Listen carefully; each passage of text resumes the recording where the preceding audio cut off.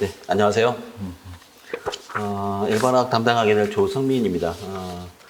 저자는 공저자가 한 분 더 계시지만 제가 뭐 주로 다 뭐 집필한 책이라서 뭐 일반학 그냥 아마 배우신 분도 있고 아니면 처음 배우시는 분도 있을 텐데 뭐 제 생각에는 뭐 이게 지금 그래도 심화 과정이 아니라 기본 과정으로 시작할 거라서 일단은 그래도 뭐 중이라든가 중하위 정도 해서 여러분 한번 시작하는 느낌으로 좀 갔으면 좋겠고요.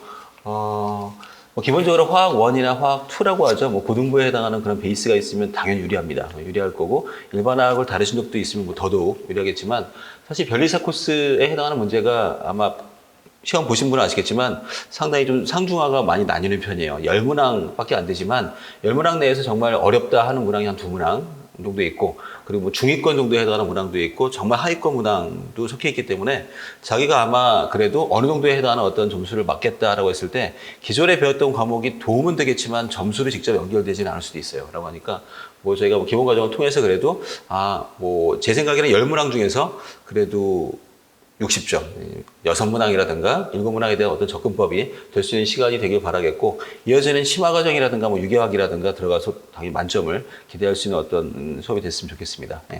뭐 수업에 앞서서 그냥 사람이 보통 사람 외모 파악하는 데는 얼마 정도 걸린다고 하죠? 이 사람이 내 타입이네 아니네 라고 하는데 걸리는 시간 벌써 웃고 그러세요. 근데 제가 알기로는 0.5초가 안 걸린대요. 0.5초. 남성이 좀 더 빠르다라고 하는데 뭐 그게 뭐 능력은 아니겠지만 제가 뭐 등장한 지는 뭐 한참 지났으니까 보시면 프로필하고 다르네부터 해서 뭐 동네 아저씨 같은 사람이길 바라겠습니다. 제가 뭐 굉장히 뭐 부담스러운 면모를 갖고 있는 것도 아니고 하니까 뭐 현강 오신 분들은 현강에 대한 유리점이 있어야 된다고 생각해요. 그래서 뭐 아마 인강 듣는 분은 아마 안 들리실 거예요. 아마 질문을 하시면 안 들릴 수 있잖아요. 그죠? 제가 대신 다시 말해 드릴 테니까 뭐 아무 때나 편안하게 뭐 이해가 안 되는 부분이 있으면 말씀을 주시고 너무 빠르거나 또 너무 느리거나 하는 경우도 뭐 수업 끝나고 멘트를 달아주셔도 좋고 외모에 대한 얘기는 하지 말아주시고요. 바꿀 수가 없으니까 제가 노력한다고 안 되는 건 뭐 참아주시고 노력으로 될 수 있는 건 제가 같이 호흡을 맞추도록 하겠습니다. 라고 해서 뭐 당연히 저야 현강을 좋아하죠. 현강에 들어오셔서 같이 눈 마주치고 하는 게 제가 볼 때는 분명히 수업의 배가가 된다고 생각해요. 아무래도 인강은 여유가 있어요. 이게 끊어도 되고, 그죠? 다시 또 돌려봐도 되고, 반복해서 볼 수 있다는 게 장점이 아니에요. 이러다 보니까 뭐 하는가 하면 많이 놓쳐요. 놓치고 지나가는 경우도 많고, 또는 때로는 빨리 돌리게 되는 경우도 있고, 라고 하기 때문에, 제가 볼 때 직접 와서 인강보다는 현강을 하시고, 그리고 거기서 또 질문도 같이 할 수 있는 시간이 될 수 있으면 좋겠다라고 하는 말씀을 시작할게요. 네. 일반학 일단 들어가기 전에, 크게 일단 두 파트로 나뉠 거예요. 그래서 뭐 1부, 뭐 2부, 부는 총 6부까지 있네요. 그죠? 6부까지 있는데 크게 두 파트로 나눌 수 있을 것 같아요. 크게 두 파트로. 나누게 되면 일단 어디까지 나눌 수 있을까요? 저 위에 있는 그 1, 2, 3, 4부 정도까지 1, 2, 3, 4부 정도까지가 하나의 테마가 될 거고요. 그리고 5부, 6부가 또 하나의 테마가 되지 않을까 생각합니다. 왜? 화학이라고 하는 거의 뜻이죠. 화학. 뭐 아마 저보다 한자를 더 잘할 테니까, 그죠? 화학. 뭐, 케미스트리라고 할 수 있고, 요즘에 또 케미란 말도 쓰더라고요, 그죠? 뭐, 부디 저랑 케미가 잘 맞길 바랄게요. 근데, 화학이라고 하는 게, 뭘까요? 뜻이. 뭐, 일단 기본적인 그 정의로 하자면, 물질의 성질과 특성을 이해하고, 그 다음에 물질의 변화를 이해하는 학문이다라고 돼 있어요. 라고 하면, 사실 그 정의 자체가 뭘 얘기하나요? 정말 되는 학문이죠. 될 화자 영이 되는 학문인데 뭐가 돼요? 물질의 현재를 이해합니다. 현재. 그래서 지금 앞쪽에 있는 부분이 전부 물질의 현재 파트가 될 거예요. 이 물질의 특성에 대한 파트가 돼요. 현재 물질이 어떤가라고 하는 걸 이해하는 파트가 한 학기를 채우고 있고요. 또 하나의 학기는 이 물질이 앞으로 어떻게 변화할 것인가 라고 하는 거를 다룬다라고 보시면 돼요. 그럼 사실 모든 거라고 할 수도 있죠. 감히 말씀드리지만 모든 학문이 아마 전공하신 분은 굉장히 강조하겠지만 저도 뭐 화학과 유기학 쪽 전공이라서 현재와 미래를 가늠한다라고 할 수 있을 것 같아요. 여러분들이 아마 여기 앉아 계시지만 이게 현재고 미래가 어떻게 바뀔지 모르잖아요. 화학은 사실 그거에 대한 예측이라고 할 수 있을 것 같아요. 물론 물질에 국한되지만 라고 해서 뭐 반반 정도 나오냐라고 한다면 그렇진 않아요. 특성 파트가 더 길죠? 더 길고 변화가 더 짧지만서도 변화 쪽의 비율이 50% 이상으로 보실 필요 있어요. 50에서 한 60% 가까이가 변화에서 나오고 특성은 좀 더 길지만 중요도가 그렇게 크지는 않다라고 볼 수 있겠네요. 그래서 각 파트별로 지금 제가 20챕터까지 꾸몄기 때문에 문항으로 따지면 사실 뭐 0.5문항씩 나오네라고 해도 과언이 아니죠. 그죠? 10문항이니까. 근데 그 정도의 비율은 아니에요. 분명히 주요한 어떤 챕터가 있고 그렇지 않은 챕터도 있다라고 보입니다. 그래서 뭐 주요 챕터를 좀 보시게 되면 일단 1부는 일반학의 개요라서 출제율이 그렇게 크게 높진 않습니다. 1부 전체를 다 해도 한 문항 또는 두 문항 나오는 만회 정도가 될 것 같고요. 예, 화학에 대한 어떤 기본이지만 사실 여기를 잘 해두셔야지 화학에 대한 친숙해지고 또 화학에 대한 명명도 들어가 있기 때문에 미래에는 또 유기화학적 명명도 가야 하기 때문에 뭐 중요도가 없진 않지만 출제율이 높지는 않습니다. 그리고 뭐 기체랑 열화학이 묶여 있는데 이 파트에서 한 문항 정도 보시면 될 것 같아요. 열화학이 최근에서 좀 더 많이 출제되는 경향이 있으니까 한 문항에서 1.5문항 정도를 보시면 되겠고 3부는 꽤 주요하다고 생각합니다. 3부에 뭐 원자구조의 주기성도 꽤 요즘 포함이 되죠. 뭐뭐 있을까요? 뭐 반지름이라든가 또는 뭐 이온화 에너지 또는 뭐 전자 친화도 뭐 전기 음성도 뭐 등등 하는 어떤 주기율표의 구성 자체가 한 0.5문항을 보시면 되겠고 결합 0.5문항 이상으로 보입니다. 그래서 화학 결합이 어떻게 형성이 되고 어떤 안정성을 우리가 좀 추론하느냐. 공유결합은 그냥 아예 한 문항으로 보셔도 될 것 같아요. 공유결합에서 혼성화라든가 주요 요즘 많이 출제되는 게 VBT. 제가 뭐 이미 뭐 어느 정도를 아시면 도움될 만한 얘기를 드릴게요. 아니면 저 무슨 얘기야? 라고 하는 것도 저희가 차차 해나가지 않을까 생각합니다. 밸런스 반드 시오리 그러면 뭐 원자과 결합 이론도 있고 MOT가 있죠. 몰리큘러 오비탈 시오리. 그래서 주로 VBT 아니면 MOT가 당연히 나옵니다. 그래서 MO의 출제 비율이 좀 더 높은 것 같아요. 그래서 MO 사실 뭐 알면 그만일 정도로 쉽습니다. MO는. 예, 근데 모르면 또 모르는 것도 그만이죠. 그래서 중간 정도 아는 게 없을 정도의 학문인데 여기는 뭐 굉장히 주요하죠. 물질의 사항은 둘이 다 합쳐서 뭐 액체 고체가 나오는 비율은 높지는 않다고 생각해요. 특히 액체가 나왔던 경우는 거의 저도 가뭇가뭇하고 고체 크리스탈에 해당하는 어떤 결정격자가 나올 수 있는 것 용액 잘 나오는 편입니다. 그래서 전체에서 한 문항에서 1.5문항 정도 생각을 해주시면 되겠고요. 여기까지가 특성이라서 5문항이 채 안 될 것 같습니다. 3, 4, 4문항 정도? 자, 그리고 이제 속도론과 평형이 가장 주요한 챕터죠. 넓게 되어 있지만 사실 제 책이 일단은 그 줌달이라고 하죠. 줌달에 해당하는 책 순서가 똑같습니다. 라고 해서 제 강의가 아마 좀 미진한 부분이 있을 수도 있고 너무 좀 속달돼 있다, 빠르다라고 하면 줌달을 보시는 게 좋을 수도 있습니다. 줌달. 물론 줌달 이외에 뭐 챙도 있고 또는 뭐 옥스토비도 있고 근데 옥스토비는 좀 과한 것 같아요. 옥스토비를 공부하면 좋은데 아무래도 그분이 전공하신 쪽 과목이 다 있다 보니까 맥머리가 쓰신 분은 유기화학 쪽으로 더 잘 되어 있고 옥스토비는 아무래도 물리화학, 특히 양자화학 쪽으로 아마 잘 되어 있는데 사실 그 변리사의 양자가 나오지 않거든요. 라고 하기 때문에 뭐 줌달이 사실 뭐 기본적인 완성에서는 가장 깔끔한 책으로 보이긴 합니다. 그래서 그 챕터 기준으로 가 있고요. 줌달만 봐서는 절대 10점 만점을 기대할 수는 없습니다. 라고 해서 저희가 심화 과정도 따로 준비를 해서 가야겠구나 생각하시길 바라겠습니다. 순서는 아마 거의 같을 거예요. 순서는. 그래서 줌달이 이렇게 뭐 각 부로 묶여 있지는 않아요. 제가 그냥 억지로 묶어놓은 거고 테마를 볼 때 여기는 속도론과 평형. 그래서 속도론은 뭐 하나입니다. 그죠? 속도론. 반응 속도론 자체가 거의 뭐 매 한 4년에 한 3번 정도 나온다? 한 정도 비율로 보시면 될 것 같습니다. 속도론. 속도 법칙부터 해서 규칙들. 평형 거의 매해 나온다라고 보시면 될 것 같습니다. 평형이 안 나왔던 애는 거의 없는 것 같아요. 뭐 비율이 말장난이지만 스몰 K하고 라지 K거든요. 스몰 K가 속도 상수가 되고 라지 K가 평형 상수인데 그 정도 비율로 보시면 될 것 같아요. 아주 주요하고 사실 안타깝게도 줌달을 여러분이 섭렵한다고 해서 화학평형을 맞출 확률은 거의 높지 않습니다. 화학평형 문제는 굉장히 좀 어려운 수준으로 많이 나오는 편이에요. 그래서 아시겠지만 아시는 아니라 이미 그 실험을 치르신 분은 아시겠지만 네, 진짜 극강의 어려운 문제가 한두 번씩 있어요. 그 문제는 어찌 보면 정말 피해간다는 얘기가 나올 수도 있고 또는 뭐 아마 물화생지가 다 있겠지만 그 중에서 자신의 전공에 따라 정말 크게 다르겠지만 전공이 다 그냥 퉁친다 할지라도 화학이 절대 쉬운 과목은 아니에요. 쉬운 과목은 아니라서 그 어려운 과목은 당연히 뒤로 밀어서 풀으셔야 되고 평형이 거기에 해당한다고 생각합니다. 뭐 몇 문항은 제 생각에는 5분 이상 해야지만 풀리지 않을까라고 하는 문항도 있으니까 그 한 문항 푸느니 제가 화학을 전공하고 있지만 다른 과목을 푸는 게 낫다라고 할 수도 있어요. 평형이 꽤 어렵게 많이 요즘 출제가 되는 편이고 선형기 14, 15장을 같이 해서 이것도 한 문항 정도 보셔야 될 것 같습니다. SDM 베이스 굉장히 주요하고 유기화학으로도 아마 좀 이어지지 않을까. 용해도도 평형에 들어가지만 산염기에 비해서는 상당히 뭐 주요도가 떨어지고요. 17장은 실제로 이제 뭐 교집합이죠. 물리하고의 교집합이 될 것 같습니다. 물리에서도 많이 다루는 연력학적인 어떠한 과정에 들어가서 뭐 여기 잘하시면 사실 뭐 물리에서도 뭐 이 과정을 뭐 조금 뭐 쉽진 않아 할 거예요. 연력학이 쉽진 않으니까요. 그죠?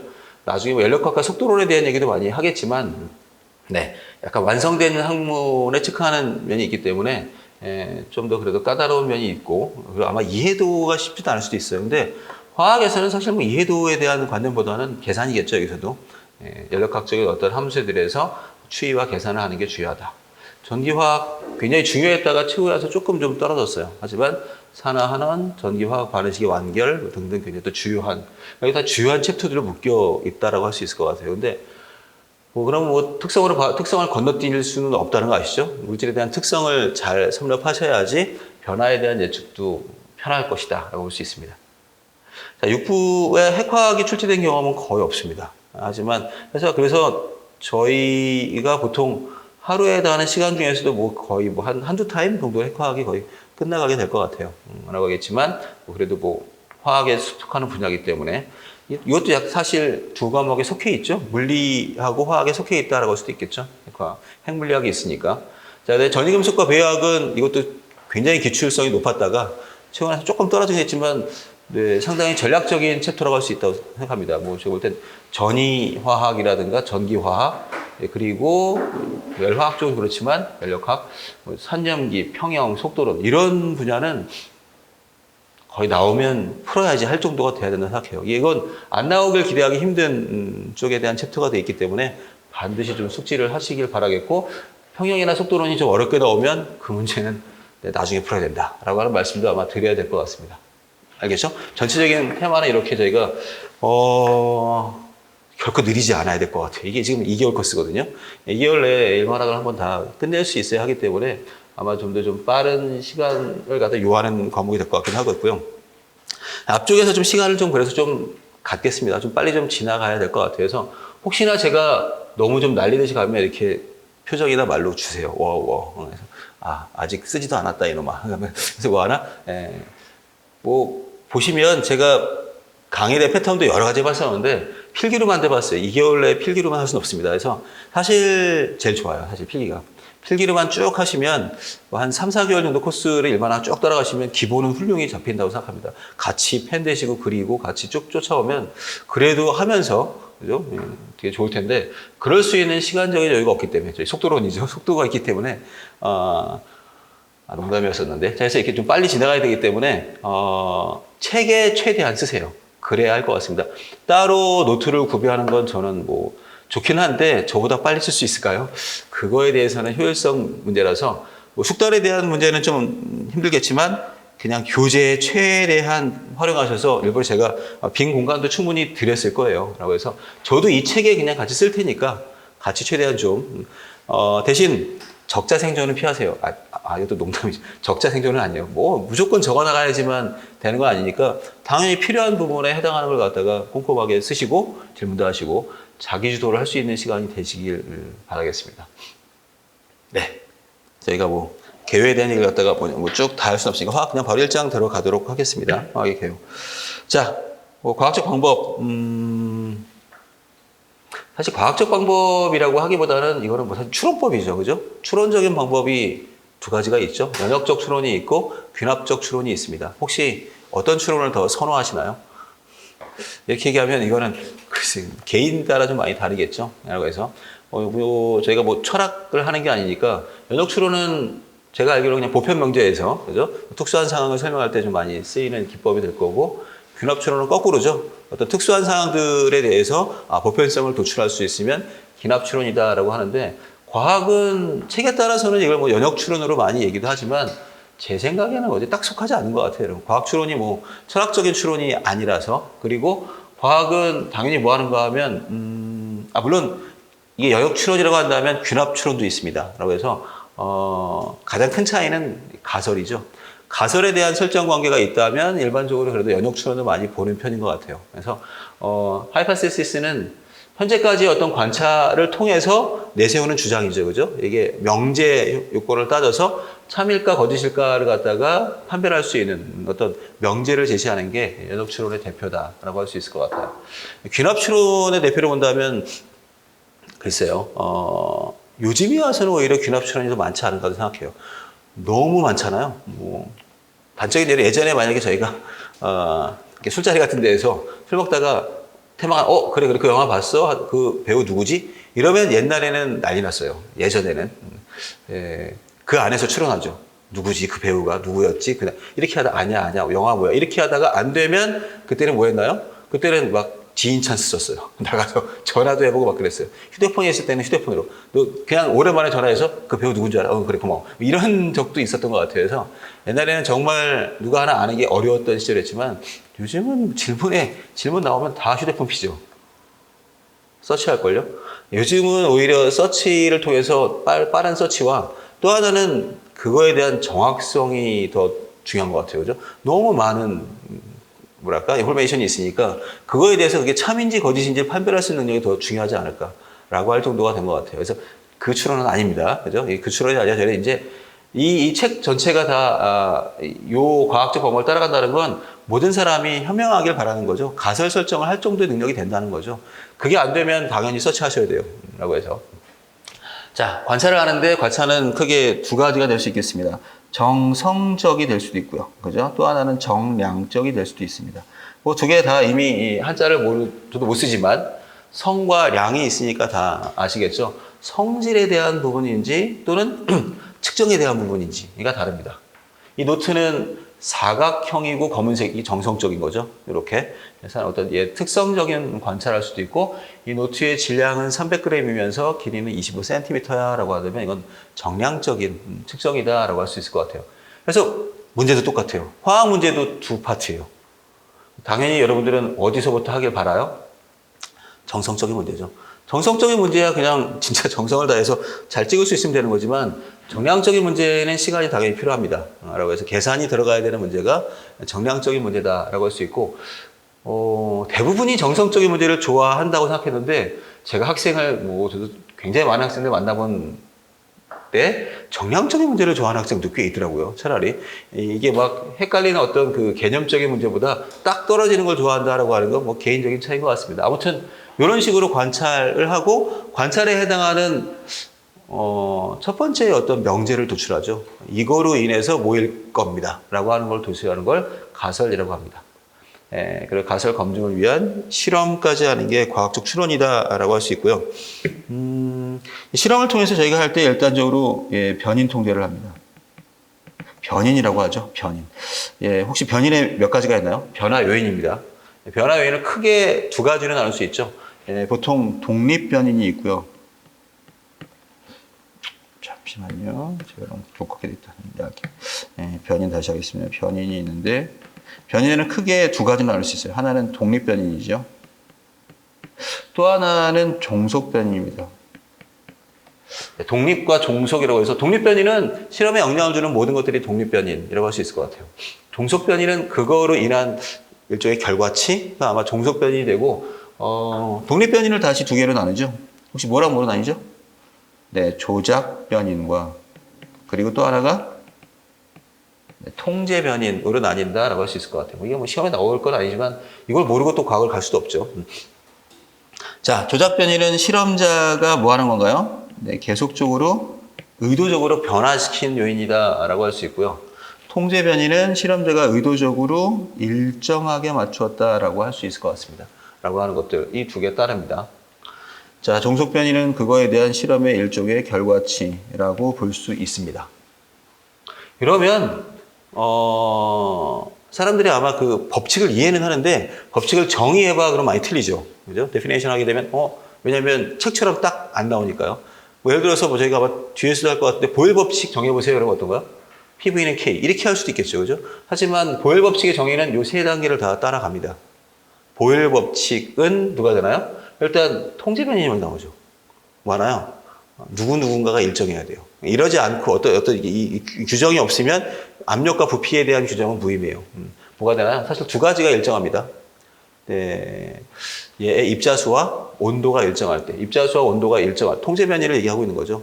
입자수와 온도가 일정할 때 압력이 증가하면, 조작 변이 되겠죠. 압력이 증가하면 부피는 감소한다. 종속 변이. 그래서 모든 법칙에 해당하는 부분들이 다 이 세 가지의 변이 통제를 잘 따라가고 있습니다. 라고 하는 거예요. 그래서 자기가 사실 문제도 마찬가지예요. 문제가 틀리면 틀린 거에 대한 다시 재해석을 하죠. 제 생각에는 통제가 잘못돼서 뭐랄까요? 이 변인 통제가 잘못돼서 틀린 것도 많아요. 아, 문제에서는 뭘 요구했지만 나는 다른 거를 다른 변이로 봤다라고 하는 기본적인 거로 다시 갈 때가 많아요. 라고 하니까 아, 문제를 당연히 뭐 하는가 하면 출제자의 의도를 간파한다는 건 나도 변인 통제를 따라가고 있어 라고 하는 거와 같다라고 할 수도 있습니다. 네, 이 세 가지가 변인이 될 거고요.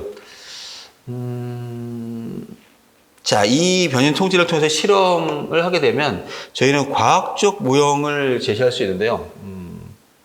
과학적 모형이라고 하는 건 뭐 한 두 가지에 해당하는 어떤 기법으로 제시할 수가 있어요. 하나는 이론입니다. scientific theory라고 할 수 있고요. 또 하나는 법칙입니다. 법칙. 자, 질문 하나 드릴까요? 누가 혹시 시간적으로 먼저 나오죠? 이론이 먼저 나오나요? 아니면 법칙이 먼저 나오나요? 시간적으로? 네, 오늘 또 다들 담대하신 표정으로, 그죠? 나는 절대 안 틀리겠다 이러시는데, 여러분이 절대 안 틀리면 제가 땀납니다. 네. 그리고, 아마 너무 자주 틀리는 것도 문제겠지만, 네, 같이 틀릴 수 있으니까 여기 오신 거잖아요. 그죠? 그리고 뭐 하는가 하고 같이, 저도 아마 여러분한테 배울 게 분명히 있을 거라 생각하고 있기 때문에, 물론 전달을 더 많이 하겠지만, 네, 법칙이 먼저입니다. 네, 법칙이 먼저고, 근데 이론이 나중이에요. 이렇게 얘기하면, 내 생각과 좀 다르네. 라고 하시는 분이 꽤 있을 수 있다는 거죠. 물론 이 차트도 지금 왼쪽에 이론이 있으니까, 이게 먼저고 이게 나중에 아닐까? 라고 생각을 하시는데, 아니에요. 관찰과 어떤 실험을 통해서 저희가 그것들이 계속 할 때마다 똑같이 나와요. 아, 이러면 그거에 대해서 뭘 찾아요? 법칙을 찾는 거죠. 어떤 실험을 해도 질량이 보존돼요. 라바제는, 분명히 질량이 보존 안 된다는 시대에 살았지만, 아니, 나는 밀폐된 공간에서 수많은 물질을 태워봤지만 질량이 안 변했어를 관측하죠. 그러면 이제 플러지스톤이라고 하는 유명한 학설을 옛날로 보내고 질량 보존 법칙이 나오는 거죠. 법칙이 먼저 나옵니다. 그리고 뒤에 따라서 또 누가 나오나요? 프루스트라고 하시는 분은 일정 성분비 법칙을 또 합니다. 오케이. 누구 태워봤더니 뭐 하는 거 하면 얘네 일정한 비율대로만 화합물을 만들어. 이런 게 나오기 시작하죠. 아, 하지만 그래도 뭐가 해결이 안 돼요? 그래? 왜 질량 보존돼? 왜 일정한 비율대로 화합물은 결합해? 혼합물은 안 그런데? 이런 것들에 대한 수많은 뭐가 되나 여러분? 그 퀘스천 마크를 설명하는 게 이론입니다. 이론. 즉, 얘가 이쪽으로 넘어오기 위해서는 딱 하나의 질문이 들어가는 거죠. 아, 법칙은 좋다는 거죠. 그래서 이쪽이 실험과학자이자 현실적인 어떤 과학 진짜 하시는 분이 많아요. 이쪽은 데스크에 앉아 있는 분이 많아요. 그죠? 데스크에 앉아 있거나 컴퓨터 화면을 보고 있거나 또는 뭐 끊임없이 사색을 하거나. 그래서 이론 과학자하고 실험 과학자의 차이라고 할 수도 있겠죠. 라고 해서, 아, 그게 이렇게 이루어진 거야 라고 하는 건 당연히 뭐 할까요? 이론을 제시하는 거죠. 세오리를. 그러면 법칙이 사실인가요? 이론이 사실인가요? 이거는 뭐 둘 다 확답을 줄 수 없지만 대부분의 법칙은 참으로 증명될 수 있어요. 이론은 아니죠. 이론은 계속 수정됩니다. 라고 하셔야 돼요. 그래서 돌턴의 원자설은 여러분 뒤에 나오겠지만 당연히 현재에서는 수많은 부분에 이렇게 수정이 필요했어요. 아보가드로의 분자설 당연하죠. 수정이 다 필요합니다. 상대성 이론이 됐건 이런 것들이 다 수정이 필요한 부분이 이론이 되고 이론은 발달한다라고 볼 수 있네요. 자, 다시 얘기하겠습니다. 실험과 관찰을 통해서 먼저 법칙이 나오고 뒤따라서 우리는 뭐 할 수 있는가 하면 이거에 대한 누가 나온다? 이론이 나온다라고 할 수 있겠네요. 자, 잠깐 예행 연습을 해볼까요? 또는 대답을 안 해도 좋은데 이런 과학적인 현재를 볼 수 있어요. PV는 일정. 무슨 법칙이라고요? 네, 보일 법칙입니다. 아, 좋으네요. 그죠? 이렇게 음성이 안 나오게 입모양으로만 잘하고 계십니다. 자, 그 다음에 자, T분의 V는 일정. 네, 이거 계리색이라고 할 수도 있겠지만 더 보편도 많이 알려진 건 샤를 법칙이 됩니다. 샤를 법칙. 이게 여러분 기억 안 나는 게 당연할 수도 있어요. 왠지 아시나요? 언제 배웠죠? 네, 저도 제 애들을 보니까 딸을 보니까 알겠더라고요. 중1 때 나옵니다. 중1 때.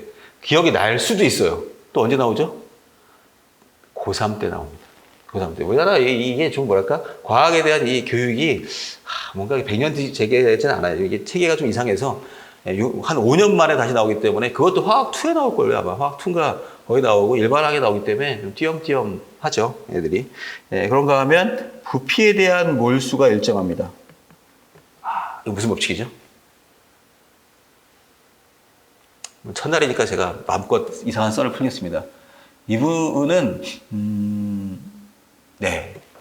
딴 나라의 영국에 있는 어느 학자한테 편지를 써요. 이분이. 편지 썼는데 편지가 장황했다기보다 제 생각엔 이름이 장황했던 것 같습니다. 이분의 이름 유명한데요. 제가 정확히 기억하나 모르겠네. 로렌조 로마노 아마데오 까를로 아보가드로 디 콰레냐 에디 체르토예요. 아직도 기억하고 있네요. 지금 막 지나갔어요. 그 유명한 이름 하나가. 뭐였죠? 듣기 테스트입니다. 자, 다시 하면 다른 말이 나올 수도 있는데, 자, 로렌조 로마노 아마데오 까를로 아보가드로 디 콰레냐 에디 체레토. 들리시죠? 그래. 이분이 이 긴 이탈리아 분들이 이름이 길게 쓰면 우리나라 사람처럼 뭐 김수함 뭐 이런 것들, 이거 끄떡이면 저랑 나이 비슷한 건데, 그래서 이 긴 이름을 갖고 있는 게 우리나라는 오래 산다 그랬고, 이탈리아 사람들은 귀족으로 봤기 때문에 그렇다는 설이 있어요. 근데 그분이 쓴 이 투는 간단하죠. from 이 장황한 이름이 투 돌턴이었죠. 이 간단한 이름에게 편지를 썼고 퇴짜다 했죠.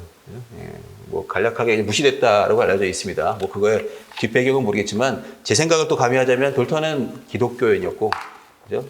퀘이커 교대라고 하는 아주 절실한 신을 믿는 분이었고, 아보가드로는 뭐 그건 모르겠고, 왔는데 신은 이렇게 복잡한 세상을 만들지는 않았을 걸이라고 거의 일축했다고 알려져 있어요. 그래서 최대 단순 법칙까지도 있어요. 돌턴은 신이 이런 세상을 안 만들었을 거야. 이해할 수 있는 걸 만들어야 되지라고 하면서 분자설을 그냥 일축했죠. 네, 나왔죠? 아보가드로의 원리, 아보가드로 법칙이 됩니다. 아직도 가설이라는 말을 많이 쓰는 건 그 당시 한번 이렇게 인정 못 받았기 때문에 지금도 가설이라는 말을 많이 쓰지만 법칙이죠. 부피에 대한 입자수. P분의 N이 일정합니다. 자, 조금씩 어려워지고 있는 느낌이 있죠. 그죠? 근데 좀 전에 나왔어요, 이름이. 이거는 이렇게는 안 쓰지만 압력과 입자수가 비례하겠죠. 그죠? 강철구에 계속 공기를 집어넣으면 압력이 세지는 건 약간 당연성이거든요. 근데 이 법칙은 돌턴입니다. 돌턴의 분압 법칙이라고 하는 거가 요 가설로 이해할 수 있네요. 네, 그런가 하면 온도가 증가하면 압력도 증가하겠죠. 그죠? 온도가 증가하면 누구 법칙인가요? 네, 성민의 네, 제가 이름 쓰고 싶네요. 없어요.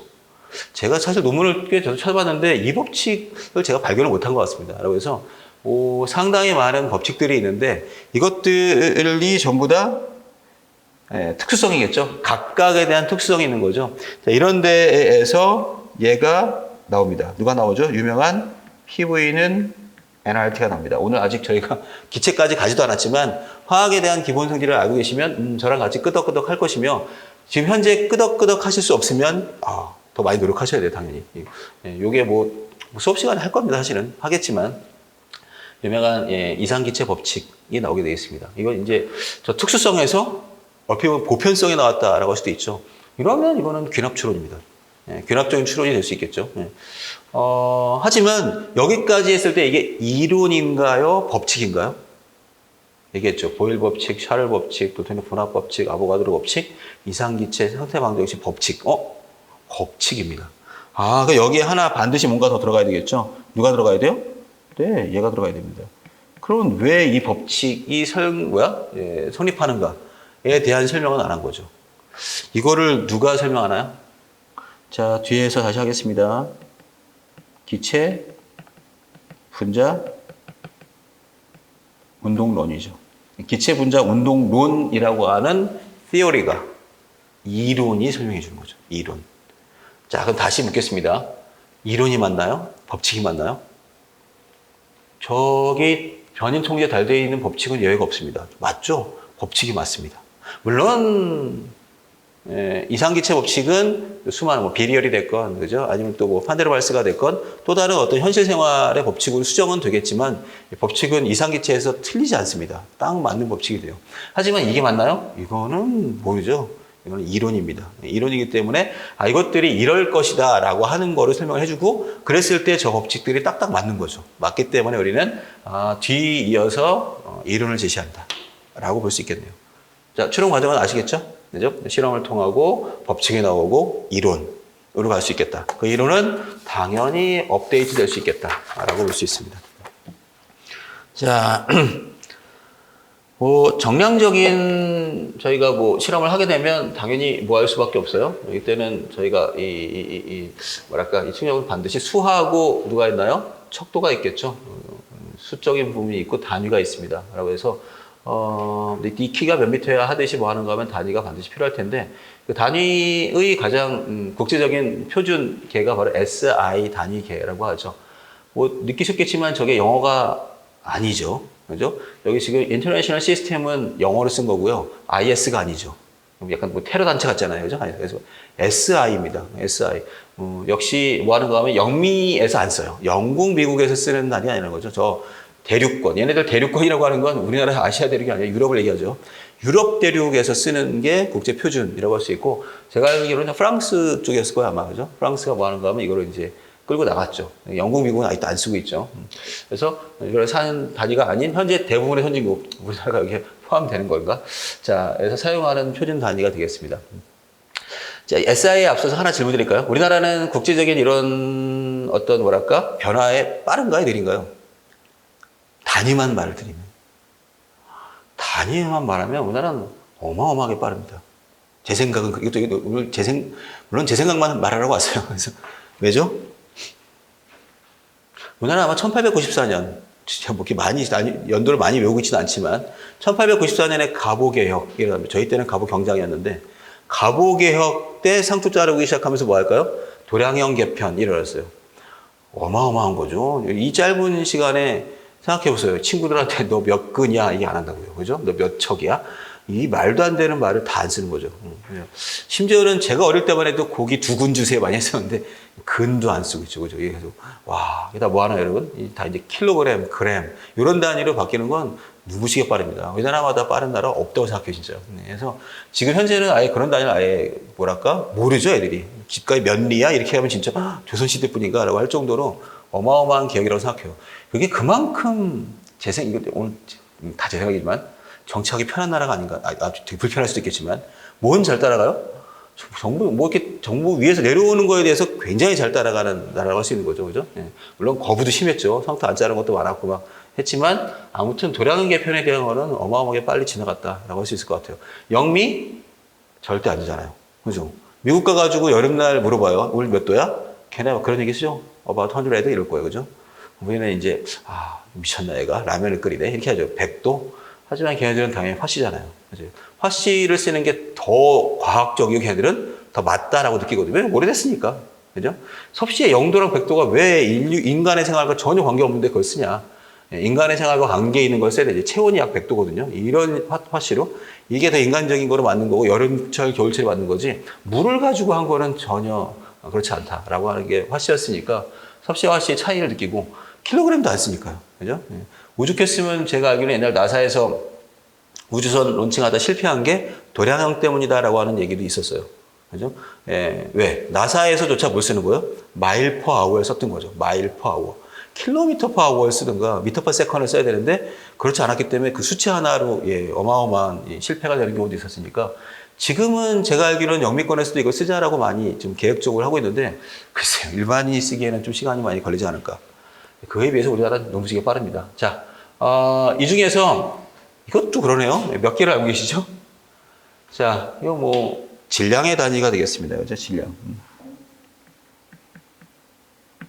이거는 길이의 단위가 되겠죠? 그 다음에 시간의 단위입니다. 네, 이 세 개를 합쳐서 우리가 스케일을 얘기하게 돼요. 뭐라고 하나요? 이렇게 돼 있으면 우리가 그냥 그 앞달 따라서 MKS 규모라고 합니다. MKS 스케일. 미터, 킬로그램, 세컨. 에 해당하는 어떤 스케일로 쓸 수 있겠네라고 해요. MKS 스케일, 사실 이것도 예전 용어라서 잘 모르실 수도 있어요. 자그마한 스케일은 뭐라고 하죠? CGS 스케일이라고 합니다. 뭐의 약자인지 아시겠죠? 미터, 센티미터. 킬로그램, 그램.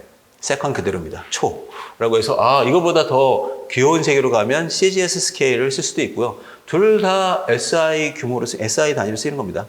킬로그램뿐만 아니라 뭐 그램을 써도 관계는 없다는 거죠. 킬로가 뒤에서 다시 얘기할 접두어기 때문에. 아무튼 뭐 질량, 길이, 시간에 해당하는 가장 대표적인 단위가 됩니다. 암페어, 전류가 되겠죠. K는 켈빈입니다. 몰은 이게 참 되게 애매한 표현으로 남아 있습니다. 아직도 그죠? 그래서 양을 구하시오. 이러면 진짜 되게 지금도 답이 헷갈려서 양을 구하시오 그러면 항상 괄호에 몰을 씁니다. 몰. 양이라고 하는 게 우리나라 사람의 전통적인 양은 질량이거든요. 질량이라고 하니까 질량과 양을 좀 달리는 게 질량. 이거는 양이 됐죠. 예, 차라리 옛날이 편한 것 같아요. 좀 이렇게 뭐랄까? 편하고 이거 그냥 몰수라고 많이 했었죠. 옛날에 몰수. 사실 몰수라는 표현이 싫어서 양으로 바꾼 것 같긴 한데 뭐 몰수, 개수 다 수를 쓰는 거라서 저는 뭐 두 개 다 쓸 것 같아요. 양 또는 몰수. 혹시 얘는 뭐죠? CD? 누구의 단위가 되나요? 칸델라입니다. 칸델라? 네, 광도의 단위가 됩니다. 빛의 세기죠. 빛의 세기. 이렇게 얘기하면 뭐 빛의 세기 비슷한 애를 럭스라고 하는 단위 있습니다.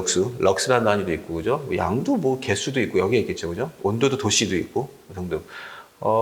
이게 왜 SI 표준 기본 단위일까요? 기본 단위. 이것만 쓰면 다른 걸 안 써도 된다는 얘기입니다. 얘만 쓰면 다른 걸 안 써도 되긴 돼요. 물론 불편하죠. 쉽게 얘기해서 이 강의실에 지금 우리 사람의 몇 몰 있죠? 말도 안 되는 몰름이죠. 몇 몰이 있죠? 그러면 이건 어마어마하게 작은 숫자가 나올 거예요. 그죠? 그냥 뭐 몇 명 있습니다가 편한 거죠. 명이 편한 거지. 몰은 상당히 불편합니다. 그리고 그러면 전설의 저항이 얼마야? 저항? 예로 얘기할 수 있어요. 전류와 전하가 다른 저항값 나올 수 있죠. 볼트마저도 예로 나올 수 있어요. 쿨롱보다. 다. 하니까 뭐 하는가 하면 이게 다 가장 기본적으로 모든 단위의 이렇게 뭐랄까 뻗쳐나가는 베이스가 되는 건 맞지만 얘만 쓰면 불편합니다. 그래서 우리는 SI계에 해당하는 누가 쓰나요? SI 유도계를 씁니다. SI 유도 단위도 쓰고 있어요. 네. 누가 있나요? 만약에 이렇게 쓰면 잘 아시죠? 뉴턴이죠. 뉴턴을 혹시 저 SI 단위로 바꿀 수 있을까요? 이건 사실 물리죠. 물리에서는 할 거라 생각합니다. 근데 어렵지 않아요. 킬로그램, 미터, 세컨, 마이너스 2제곱이죠. 이게 그냥 뉴턴이 됩니다. 아마 이렇게 하면 약간 낯서신 분도 있을 텐데, 낯선 분도. 이거는 되게 편하지 않나요? F는 MA. 그죠? F는 MA라서 M의 단위인 킬로그램과 A가 가속도죠. 가속도. 화학에서는 거의 쓸 일이 없는 가속도. 미터 퍼 제곱 세컨에 해당하는 게 들어가기 때문에 이 단위 그대로 쓰면 얘가 되겠구나 라고 할 수 있어요. 그러면 뭐 비슷하겠네요. 누구도 당연히 얘도 SI 유도 단위가 됩니다. 혹시 줄은 누가 될까요? 줄은 조금 저희한테 중요해요. 뉴턴은 뭐 화학에 쓸 일이 거의 없는데 줄은 킬로그램, 미터, 스퀘어. 그죠? 그 다음에 세컨, 마이너스 2. 이래야 됩니다. 이렇게 하면 이게 줄이 됩니다. 줄은 어떻게 나오나요? 라고 하면, 이건 뭐 물리라서 제가 할 건 아니지만, 뭐 모르셔도 돼요. 사실 전 몰라도 관계없습니다. W는 Fs. E를 구할 때 힘에다가 이동거리 곱해줍니다. 이동거리가 미터거든요. 곱하면 바로 되게, 아까 미터였으니까 미터 하나 더 곱하면 되겠네? 라고 할 수도 있고, 또는 아마도 뭐 2분의 1 MV제곱 연상해도 편하죠. 2분의 1 MV제곱. 그래서 9.8 mH. 9.8 mH가 어마어마하게 틀린 거죠. 왜? 9.8 mH 하면 얘가 안 나오죠. mgh를 해야, 그죠? G 값에 9.8 미터 퍼 제곱 세컨이 들어가야 차원이 맞을 거죠. 그래서 뭐 뉴턴, 줄, 이런 것들이 전부 SI 유도계다. 줄이 나왔으면 당연히 얘도 유도 단위가 되겠죠. 칼로리 같은 경우도 들어갈 수 있고요. 혹시 얘는 누가 될까요? 세제곱 데시미터. 익숙하지 않죠. 그죠? 세제곱 데시미터 나중에 한번 풀이하겠습니다.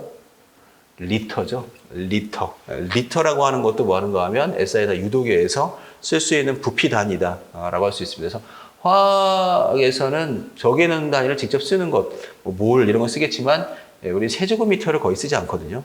세제곱미터보다 훨씬 작은 리터를 많이 쓸 겁니다. 그죠? 리터. 이런 식에 대한 단위. 또는 뭐 온도도 아마 과학적인 단위의 켈빈이 있지만 도시도 꽤 많이 쓰겠죠. 자, 지금 드러났네요. 그죠? 이 세제곱미터 앞에 이렇게 이걸 쓴다는 거죠. 대시와 같은 것들이 전부 좀 더 편리함을 위해서 쓰고 있는 접두어가 되겠습니다. 접두어. 자, 접두어 가기 전에 예전에는 뭐 간단하게 국제 단위계에 따른 기본 단위가 아닌 걸 모두 골라볼래 그랬어요. 질량을, 킬로그램이지만 그램으로 표현할 수도 있고요. 길이는 미터, 시간, 세컨, 온도는, 도시가 아니죠. 온도는 도시보다, 누구 사용한다? 켈빈. 이 국제 표준 단위다라고 할 수 있습니다. 자, SI 단위만 그냥 사용하게 되면 상당히 불편해요. 라고 하기 때문에 우리는 그 안에다가 10의 거듭제곱에 대한 스케일로 접두어를 쓰고 있습니다. 접두어. 일반적으로는 10의 또 세제곱 스케일이죠.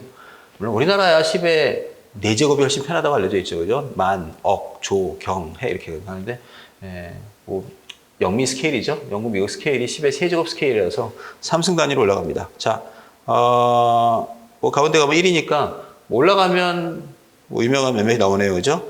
보통은 대문자로 많이 쓰는데 D에 1을 쓰기도 하고 대문자 D, 데카라고 하죠. 데카라고 하는 게 10을 얘기한다라고 할 수 있고요. 예전에 유명한 책 하나 있었는데 뭐죠? 10사람이 모여서 10일 동안 10가지의 소위 얘기하는 약간 야한 얘기를 한다. 뭐 요런 책 아시나요? 중세시대 책이 보카체오가 쓴 유명한 소설이죠.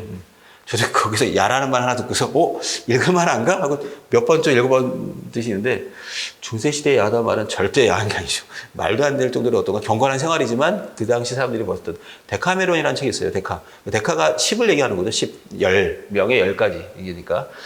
그 다음에 10의 제곱은 헥토를 씁니다. 우리는 뭐 헥타르를 쓰고요. 헥타르.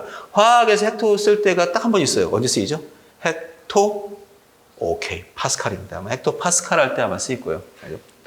그래서 데카나 헥토가 많이 안 쓰이는 건 뭐 공 2개 정도야 그냥 붙이겠다는 얘기죠, 그죠? 그래서 그게 큰 노력이 아니니까 킬로, 메가, 기가, 테라, 페타, 엑사, 제타, 요타 이렇게 올라갑니다. 그래서 저런 단위가 쓰이냐? 킬로야 잘 쓰일 거고, 제가 또 얼마나 오래된 사람인가 알 수 있겠네, 그죠? 저 옛날 컴퓨터 할 때 플로피 디스켓 있었거든요. 이것도 끄떡이시면 안 되는데. 플로피 디스켓에서 2개요. 큰 게 있고 좀 작은 게 있어요. 큰 게 더 오래된 거고, 예를 들어 3.4인치 작은 게 있어요. 이 디스켓 안에 옛날에 1.4메가인가 들어갔어요. 사람들이 해서, 1.4메가나 필요한 거야? 1.4메가라고 하는 이 커다란 용량을 채우려면 신문이 뭐 몇 장이 들어가고, 사전이, 이거는 절대 내 인생에 쓸 일이 없을 거야 라고 했던 적도 있었어요, 진짜. 메가 단위도 엄청 컸던 거죠. 그 당시만 해도, 그죠? 지금 메가 참 쓸 일이 없네. 노래 한 곡이 안 들어가네요. 그죠? 노래 한 곡이 아마 3메가, 4메가 이상 될 테니까. 그것도 많이 뺀 mp3가 될 테니까. 기가, 테라, 페타, 엑사가 이렇게 많이 올라갈 줄 몰랐죠. 심지어 맥주 이름에도 쓰이고. 그죠? 그래서, 점점점 많아지네. 네. 만약에 1요타 정도 되면 누가 될까요? 1요타 제일 위에 있는 거. 1요타 개가 대략 1몰입니다. 1몰. 그러니까 그런 걸 쓸 때 저런 게 쓰이는 거죠. 공을 여러 개 붙이기보다는 아마 1몰에 대한 개수 같은 거 얘기할 때, 물론 0.602 요타? 요거 되겠죠. 해당하는 게 저 위에 스케일로 쓰인다라고 볼 수 있을 것 같아요. 물론 화학에서 안 씁니다. 왜요? 위쪽 계열은 굳이 얘기하면 뭐 과학 계열에서 지구과학에서 많이 씁니다. 지구과학, 은하계의 크기 같은 거 될 때 아마 많이 쓰이지 않을까 생각합니다. 화학은 귀여운 학문이죠. 내려갈 것 같습니다. 대시가 옛날엔 꽤 쓰였거든요. 여러분들 쓴 적이 있나요, 이거를? 세대 차이가 느껴지네요. 저희 때는 초딩 때 썼던 것 같아요. 데시리터 이랬어요. 그래서 0.1리터를 썼던 게 있었고, 요즘은 데시리터는 안 쓰고 아마 센티리터도 안 쓰죠. 밀리리터는 쓰죠. 센티리터가 틀린 게 아니죠. 하지만 안 쓸 거고, 센티는 뭐 센티미터나 세제곱 센티미터 할 때 많이 쓰이는 것 같아요. 센티, 밀리, 마이크로, 나노, 피코, fem토, 에토, 잽토, 요토까지 갑니다. 그래서 점점 작아지는 거고. 질문, 화학이 여기서 뭘 쓰죠? 화학이 많이 쓰이는 접두어는? 화학의 스케일이죠. 아까 지구과학의 거대 스케일이 쓰면, 딱 요만큼의 스케일이, 사실 요만큼의 스케일이 뭐 생명과학입니다. 세포의 스케일이 마이크로미터에서 움직이는 거고, 마이크로미터를 볼 수 있게 만든 기구가 뭐 광학현미경이죠. 광학현미경이라고 할 수 있고요. 화학의 스케일은 딱 요만큼입니다. 나노와 피코까지 들어가는 스케일이 화학이다 라고 볼 수 있겠네요. femto로 넘어가면요. 예, 이러면 이제는 이거는 단자네요. 핵물리학으로 가겠습니다. 물리학에서 누가 되나요? 핵의 사이즈. 그럴 때 이제 femtometer에 대한 스케일이 나오죠. 그래서 이쪽 보시면 안 치고요. 이거 보셔야 돼요. 이거. 다 3승 계열이죠. 마이너스 3승, 마이너스 6승 이렇게 넘어가죠. 그죠? 그래서 여기까지 가게 되면 그때는 뭐 화학하고 또 안녕이죠. 그래서 핵화학이 거의 출제가 안 되는 건 핵물리학으로 보는 관점이 좀 더 크지 않을까라고도 하고요. 좀 더 커지면 이제 세포에 대한 부분이나 뭐 우리가 생명과학으로 안 넘어가죠. 사실 생명과학과 화학이 맞닿아 있는 곳이 유기화학이 됩니다. 그죠? 유기화학, 뭐 생물학적 또는 뭐 생물학적으로 보면 분자생물학이라든가 이쪽에 해당하는 계열이 좀 많이 맞닿아 있고 화학과 물리는 핵에 대한 계열에서 많이 만나 있죠. 또는 뭐 전기나 이런 부분에서. 네, 광학별에 해당하는 어떤 스케일 정도에 해당하는 얘기를 드릴 수 있을 것 같아요. 자, 접두까지 쓰셨으면 얘들 가지고 저희가 과학적인 이번에 숫자에 대한 표현법 뒤쪽에 들어가는 어떤 단위는 뭐 그런 것들이 있다 말씀드렸고 측정은 당연히 uncertainty가 있죠. 불확실성이 있습니다. 그래서 이 불확실성에 대한 표현을 어떻게 할 것인가라고 하는 걸 뭐 아마 측정을 많이 하는 뭐 과학자라든가 수학자들이 고려한 숫자에서 그 숫자를 갖다 우리는 유효 숫자라고 하죠. 유효 숫자. 시그널 패턴 피규어라고 하는데 이 표현이 중요하죠. 유효 숫자는 측정의 불확실성이 자동적으로 표현되어 있습니다. 무슨 표현인가요? 확실한 수와 불확실한 첫 번째 자리가 꼭 하나 들어가요. 들어갔을 때, 얘가 어디까지가 확실하고 불확실한가라고 하는 걸 표현한 숫자다라고 할 수 있습니다. 자, 이 숫자에 대한 부분을 만약에, 여러분 책에 해당하는 책을 길이를 쟀어요. 책의 길이. 책의 길이를 재고서, 이 책의 길이는 21.6cm야 라고 했으면 유효 숫자일까요? 자, 이 질문은 일반적인 자로 잰 겁니다.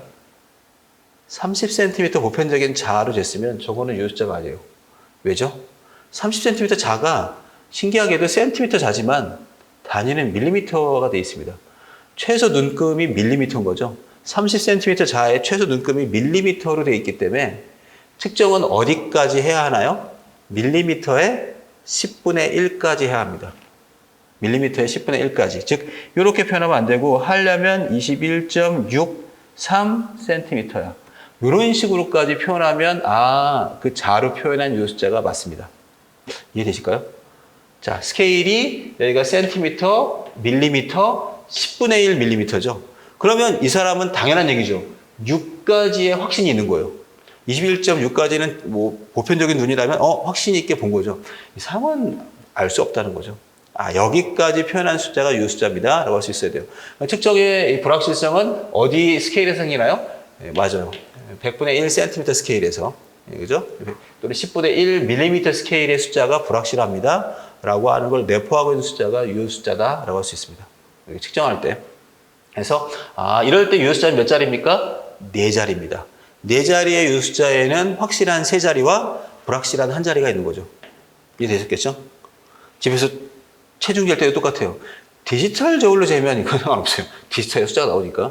근데 여기 어떤가요? 눈금 저울로 재게 되면 똑같은 거죠. 그 눈금의 10분의 1까지 측정을 한다라고 하는 게 유효 숫자의 개념이다라고 할 수 있겠네요. 자, 이 유효 숫자에 해당하는 개념들이 왜 또 생겼는가의 추론은 이 두 개의 표현에 대한 차이를 아셔야 될 것 같아요. 정확도하고 정밀도죠. accuracy하고 precision인데, 네, 정확도는 어떤 측정값이 내가 바라는 어떤 참값에 얼마나 이렇게 접근되어 있는가라고 하는 걸 저희는 정확도라고 표현할 거고, 정밀도는 측정값들이 얼마나 다닥다닥 붙어 있는가라고 하는 걸 얘기하는 걸 우리가 정밀도라고 합니다. 뭐 밑에 있는 관역을 보면 명확하게 예시가 좀 될 것 같습니다. 우리나라 뭐 양국의 국가니까. 일단 누가 제일 잘 완벽하죠, 그죠? 제일 잘 쐈습니다. 이분은 뭐 high accuracy, high precision, 뭐 높은 정확도와 높은 정밀도를 갖고 있고 그 반대편에 있는 저분은 한참 노력하셔야 될 것 같습니다, 그죠? 낮은 정확도와 낮은 정밀도를 갖고 있다라고 보이죠. 근데 요 극단에 있는 두 분이 다르죠. 오케이. 이분은 정확도는 낮지만, 그죠? 이 참값에서 많이 벗어나 있지만 몰려 있다. 정밀도는 높구나 라고 하는 표현을 쓸 거고, 이분은 좀 관역적으로 많이 근접을 했지만 얘보다 밀도가 떨어지죠. 라고 해서 정밀도가 좀 떨어지네? 라고 할 수 있겠네요.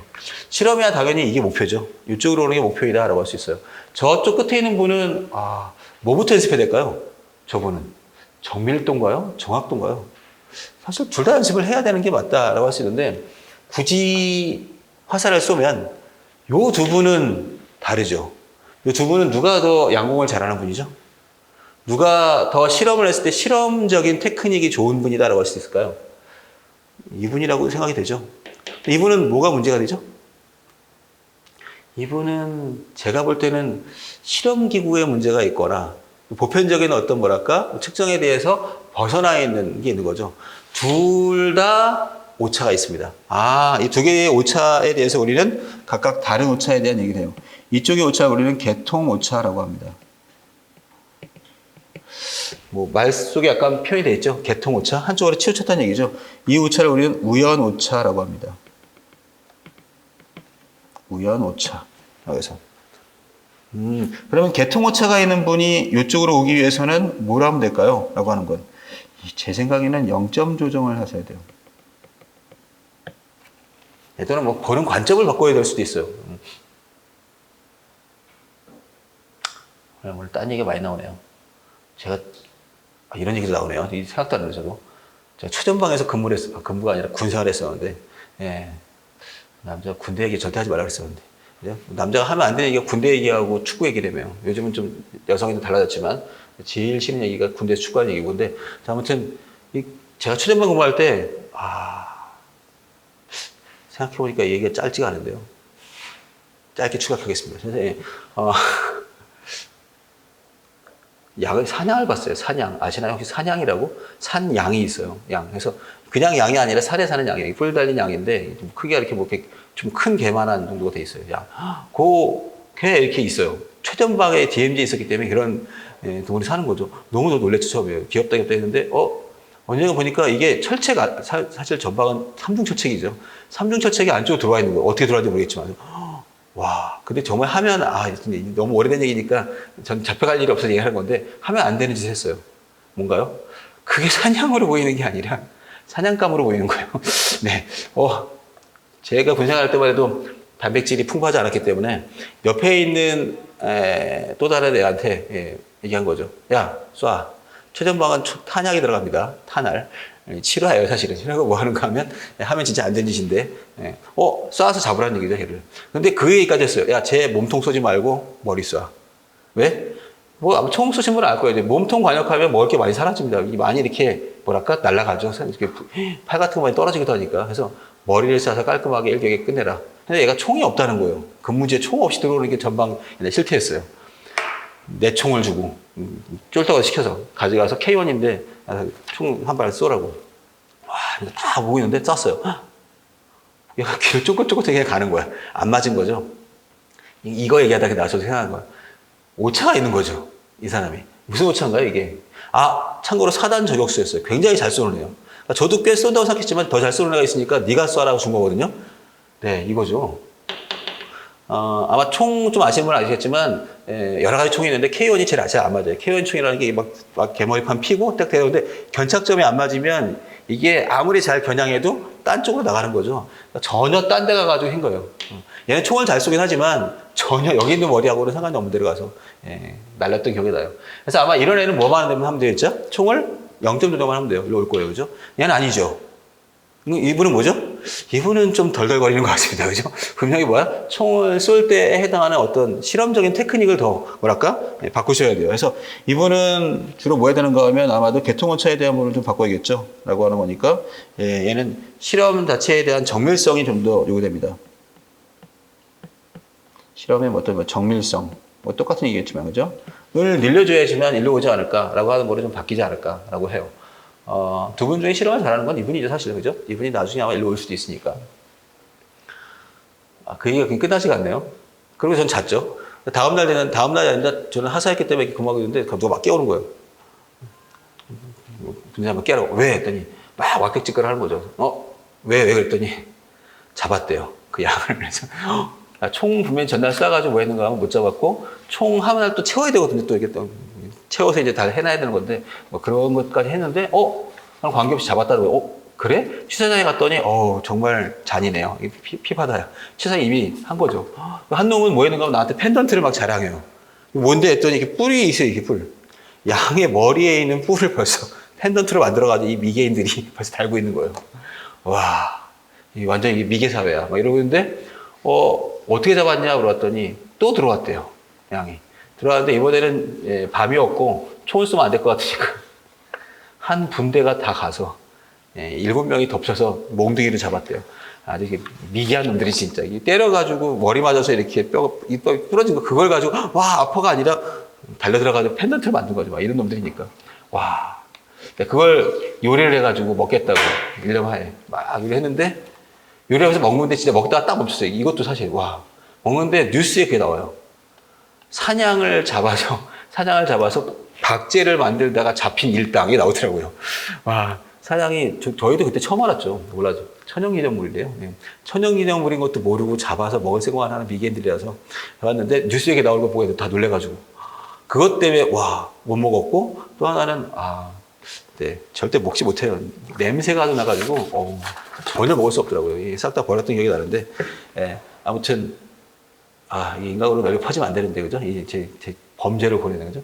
이 정밀도랑 정확도에 관한 부분에서 어떻게 바뀔 수 있는가라고 하는 것도 이 값으로 좀 해결할 수 있다라고 할 수 있습니다. 자, 그러면 조금 전에 말씀드린 건 유효숫자를 그냥 썼을 때는 관계가 없는데 그 유효숫자를 저희가 뭐 해야 돼요? 계산해야 돼요. 그죠? 가감승제를 해야 되는 거죠. 더하기 빼기 나누기 했을 때는 어떻게 되느냐. 요거 유효숫자 먼저 이렇게 목표를 드리면 아마 집중력이 많이 떨어지실 거예요. 근데 뭐 큰 관계는 없죠.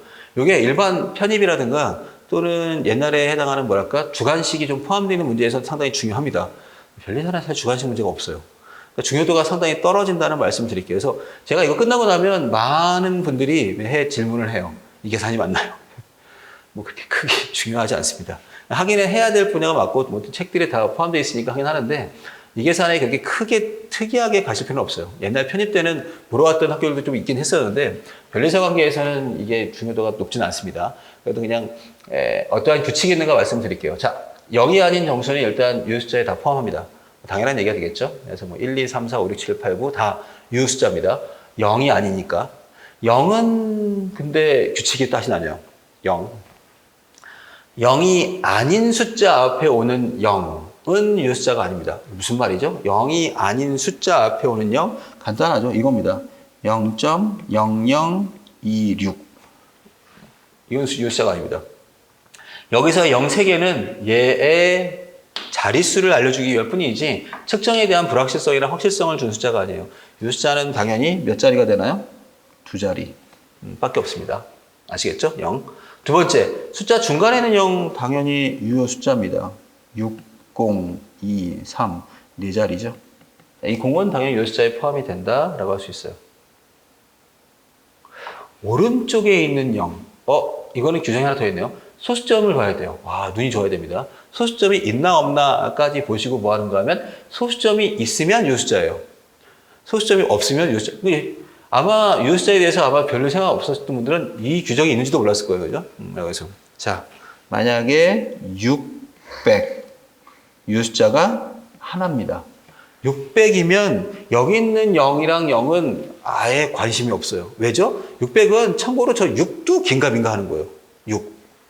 500과 700 사이쯤에 해당하는 거예요. 500과 700 사이쯤에 해당하는 거라서 6은 잘 모르겠네 할 정도 되는 거죠. 하지만 600에 만약에 누가 붙으면 점이 들어가면 얘는 유효숫자가 3자리가 된다라고 보셔야 돼요. 네, 정말 주의 있게 봐야지만 되는 거고 이걸 평가할 일은 거의 없다고 생각해요. 600점이 나오면 여기에 6은 확실한 거죠. 10도 확실해요. 요 0은 긴가민가 하는 거죠. 그죠? 이거는 아마도 확실하지 않은 숫자야 라고 하는 걸 내포하고 있습니다. 한편 완전수가 있어요. 얘는 측정 장치로 재지 않은 거예요. 질량이라든가 무게라든가 기계 또는 길이를 잰 게 아니에요. 그냥 일종의 정의죠. 정의로 만든 숫자가 되어버리면 걔는 완전수가 됩니다. 그러면 그 숫자는 무한대의 유효숫자를 갖고 있습니다. 라고 하셔야 돼요. 무한대의 유효숫자. 뭐 간단하게 이야기했습니다. 1kg은 누가 되나요? 1000g입니다. 이걸 갖다가 굳이 이렇게 쓸 필요가 없다는 거죠. 1000.00g 필요 없어요. 그냥 1000으로 썼을 때 이 숫자가 몇 자리죠? 이 숫자가 무한대 자리입니다. 무한대. 이것도 무한대 자리인 거죠. 무한대 자리. 왜? 이거는 정의죠. 1kg을 우리가 측정해서 딱 어디까지 정확하게 잰 게 아니라 이거는 그냥 우리가 수학적으로 한 거라서 이거로 인해서 왜 이 무한대가 필요합니까? 라고 한다면 뒤에서 계산할 때 자릿수가 나올 거거든요. 근데 얘는 자릿수 규정이 필요 없다는 거죠. 무한대. 그래서 이건 완벽한 숫자입니다. 라고 생각할 수 있어요.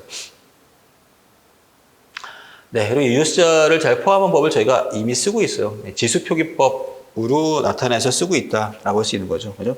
대표적인 게 뭐 6.02 곱하기 10의 23제곱 이라고 쓸 수 있겠습니다. 그죠? 이런 식으로 쓰게 되면 이 숫자를 쓸 때 물론 얘를 이렇게 쓸 수도 있겠지만 60.2 곱하기 10의 21제곱으로 쓸 수도 있겠지만 되도록이면 이렇게 쓰지 않습니다. 뭐 이게 틀렸다는 표현은 아니지만 뭐 아마 사실 주관식은 이렇게 쓰면 교수가 아마 감각할 수도 있을 거예요. 그죠? 왜죠? 지수표현법은 항상 정수 자리를 한 자리를 쓰는 게 암암리의 하나의 규칙 중에 하나거든요. 그래서 정수 자리를 두 자리, 누군 세 자리 이렇게 하면 지수표기법을 쓰는 장점이 사라져요. 퇴색하는 거죠. 지수표기법은 지수만 보고서 이 스케일이 얼마나 큰가 작은가를 알고 싶은 거라서 정수 자리는 한 자리를 쓰는 게 일반적이다라고 할 수 있습니다. 그래서 이러면 이제 이 숫자가 세 자리죠. 세 자리. 물론 얘도 세 자리가 되겠죠. 라고 하지만 얘를 뭐 6.0223 이렇게 쓰면 이제는 더간 자리가 되겠죠. 그죠? 이렇게 돼버리면 좀 더 정확하게 측정한 아보가드로 수가 돼가서 이러면 이제 5자리가 될 수도 있겠습니다. 그래서 이 숫자를 좀 더 정밀하게 잘 쓰는 게 이렇게 점 같은 게 헷갈리기 때문에 지수법으로 쓰는 게 좀 더 깔끔하게 이 숫자를 표현했다라고 할 수 있습니다. 자, 예제를 하나 더 볼까요? 자, 다음 결과에서 이 숫자의 수를 써볼래요. 그랬어요. 이 숫자의 개수죠. 바이타민 C 0.01050g이면 네 자리가 되겠죠. 누가 들어가나요? 뒤에 있는 1050이 들어가겠습니다. 이 책을 읽는 시간 300.0초. 책 읽기 정말 싫었나 보다. 그죠? 0.1초까지 막 재는. 이러면 이것도 역시 네 자리가 되는 거죠. 300과 0.0까지 다 들어간다라고 볼 수 있습니다. 1인치는 2.54cm입니다. 이 숫자가 세 자리는 아니죠. 네, 이런 게 뭐가 되나요? 무한대가 됩니다. 무한대. 1인치의 정의죠. 1인치는 2.54cm를 정의한 겁니다. 라고 뭐 53999 이런 게 아니기 때문에 얘는 무한대의 자리가 됩니다. 라고 할 수 있어야 돼요.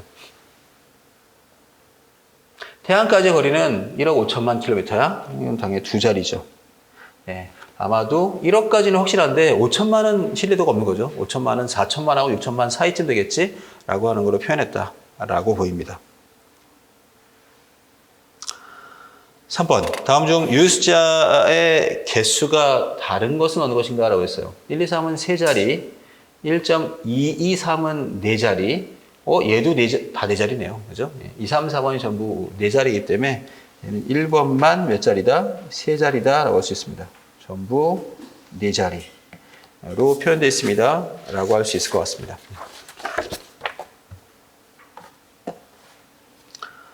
자, 여기까지 하고 좀 끌었다 가겠습니다. 이 숫자의 계산에 해당하는 부분에 대해서 뒤에 나머지 좀 이어서 할게요.